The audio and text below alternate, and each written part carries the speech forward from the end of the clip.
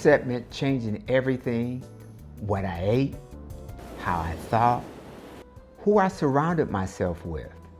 Cancer didn't give me that choice. Life did. And I chose reset. Cancer forced me to pause. Reset gave me permission to start again. And that's when the healing really began. I didn't just survive cancer by resetting my life. I survived by obeying the call to live with purpose, even when it was uncomfortable. Obedience isn't about calm waters. It's about trusting through the waves, one step at a time.